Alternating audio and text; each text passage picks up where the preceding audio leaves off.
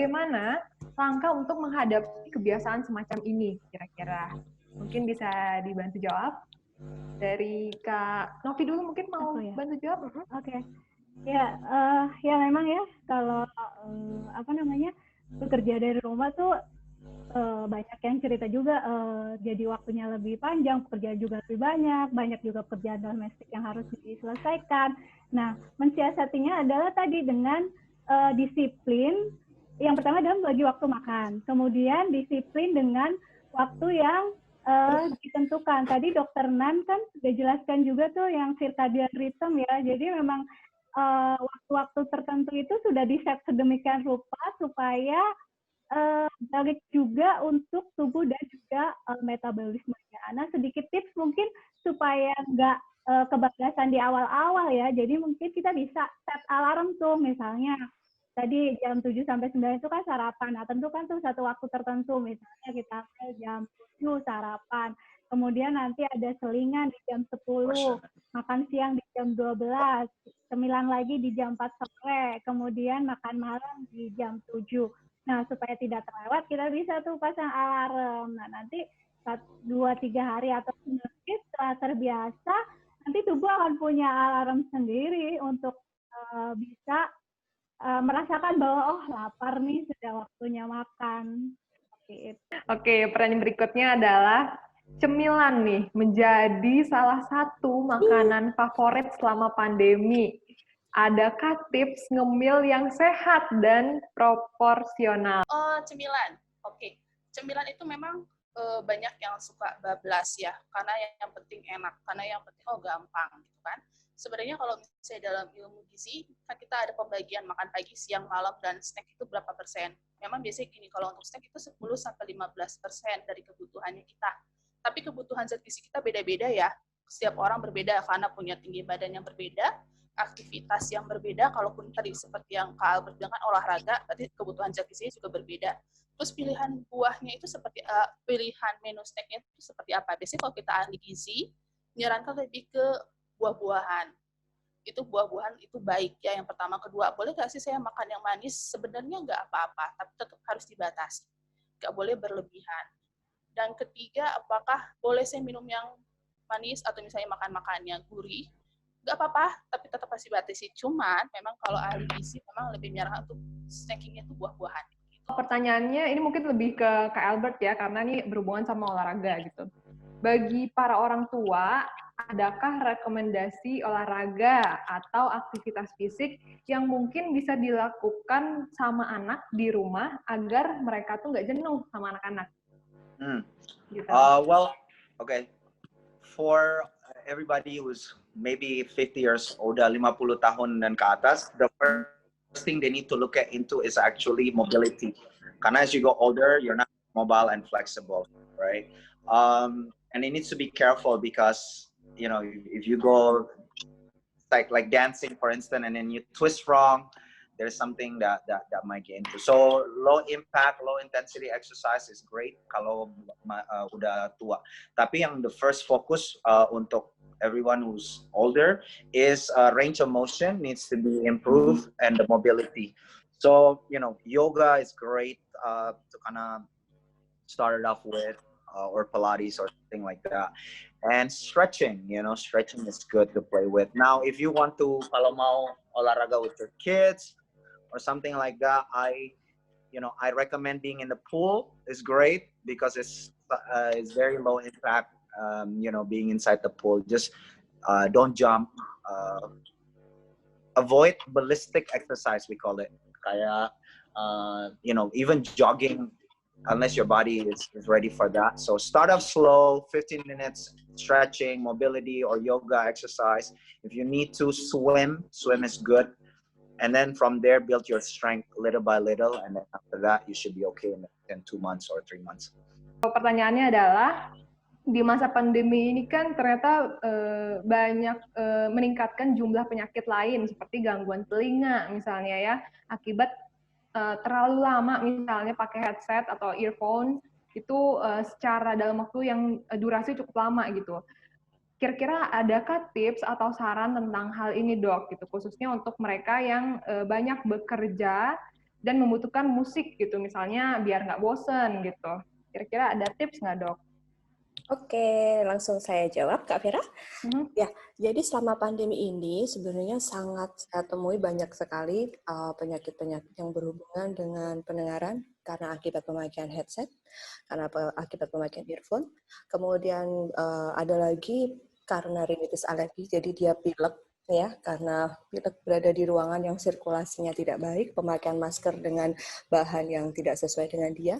Yang ketiga adalah alergi. Nah, alergi ini banyak juga.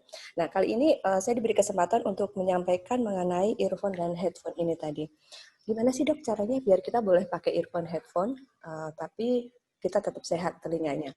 Yang jelas, pemakaian earphone dan headphone itu tidak baik jika durasinya lama dengan intensitas yang tinggi. Artinya kalau volumenya dia tinggi, kemudian dia pemakaiannya lama, itu sangat tidak kami sarankan. Apakah ada tips yang dapat diterapkan dalam menjaga pola makan dan meningkatkan imunitas? Kalau tadi kan mungkin lebih banyak dijelaskan tentang maksudnya yang ya normal people kan, maksudnya usia-usia biasa lah ya. Tapi ini pertanyaannya khusus nih, kayak kalau misalnya untuk lanjut usia gitu ya, misalnya karena kan mungkin kalau kita di rumah misalnya punya nenek, punya kakek gitu ya, mereka juga kita takut nih imunitasnya, nggak tahu gimana cara supaya mereka imunitasnya juga bisa baik gitu kan, terjaga, dan mungkin aja kan ada sedikit perbedaan nih dengan kita gitu.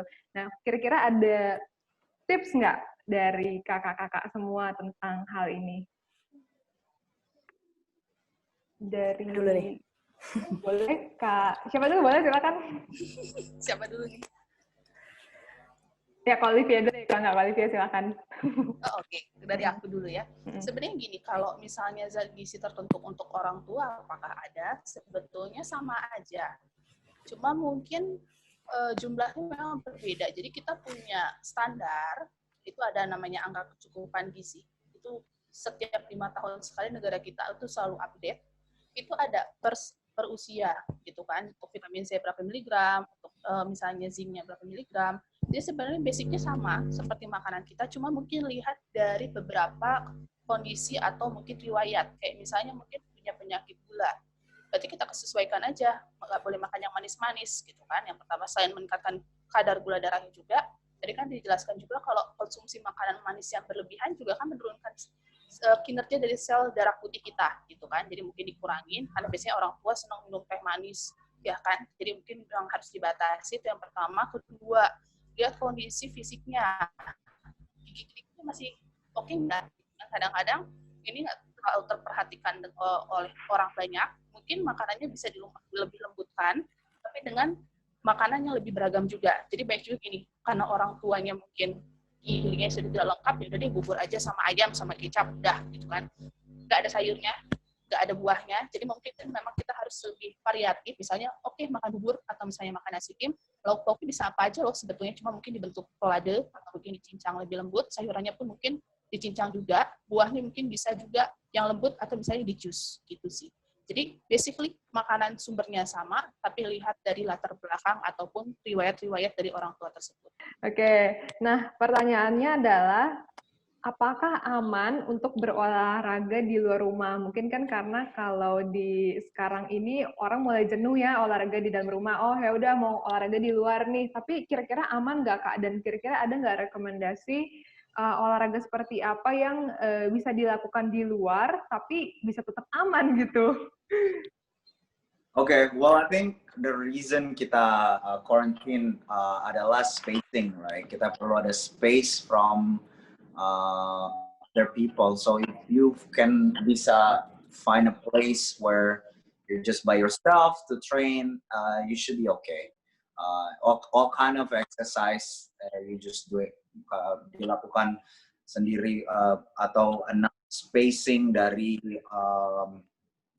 other participant, should be okay, right? Malah gym udah di allowed to open as long they follow a specific protocol and spacing, then it should be okay. And bisa melakukan all exercise yang you used to do as long as by yourself. Tetapi yang mungkin what I would recommend kalau misalkan orangnya emang paranoid with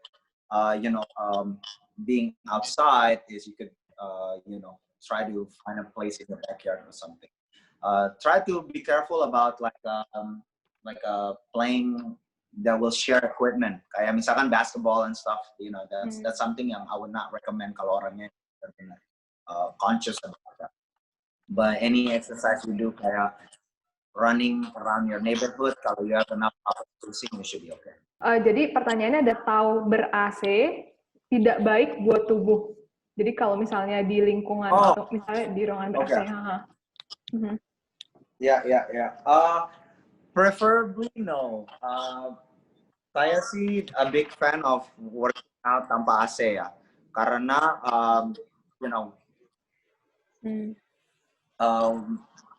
one, when you're working out in AC, you're really messing with the temperature for a lot of temperature, right? It's better kalau misalkan you exercise outside because eventually you are gonna step outside anyway. So your body doesn't need to have a extreme change in temperature in the body. Bagaimana dampak pada diri kita apabila jadwal tidur kita tertukar? Jadi lebih banyak tidur di siang. Jadi sedikit sekilas saya mendengarkan bagaimana jika jadwal tidur kita itu berubah menjadi jam siang seperti itu. Kembali lagi, jika kita sebenarnya itu yang di circadian rhythm itu adalah 24 jam pada tubuh kita. Jadi jika kita siang, kerjaannya kita pagi atau kebalik ya, pekerjaan kita jadi balik malam seperti itu. Jadi tidak sesuai dengan orang pada normalnya pagi bekerja dan ininya. Itu bagaimana? Yang terbaik adalah sesuai dengan siklusnya. 24 jam itu tadi. Itu untuk mendapatkan sistem sirkadian yang bagus. Sistem sirkadian yang bagus berarti dia akan meningkatkan hormon melatonin, kemudian antibodi, antioksidan yang pada tubuh kita itu bisa bekerja secara maksimal. Nah, jadi untuk yang punya diabetes, saya tetap haruskan untuk makan karbohidrat. Cuman mungkin memang persentasenya tidak seperti orang kebanyakan. Dan juga jenis karbohidratnya juga dilihat. Memang harus ada pembatasan dari jenis karbohidrat sederhana. Itu yang paling penting. Jadi sekitar 55-65% dari kebutuhan, kok misalnya ahli gizi hitungin. Memang kalau misalnya mau, karena ini kan personal, kebutuhan perseorangan, itu bisa sih mungkin dikonsultasikan dengan ahli gizi, saya butuh karbohidratnya seberapa banyak. Biasanya nanti akan kita hitungkan, tapi bukan hitungkan mentah. Oh, kamu sekian kilokalori ya? Enggak. Kita akan hitungkan dan kita buat dalam bentuk makanan. Segini centong loh makan nasi dalam sehari. Boleh nggak sih saya diganti dengan jenis karbohidrat yang lain?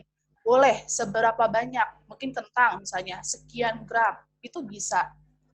Nasi apakah mengandung gula yang tinggi? Sebetulnya enggak. Kalau dikonsumsi sehari makan, iya. Sekali makan, iya. Kentang pun sama. Kalau dimakannya berlebihan, kandungan gulanya tinggi ya sih? Iya. Sama aja. Makanya kembali lagi sesuai dengan kebutuhan masing-masing.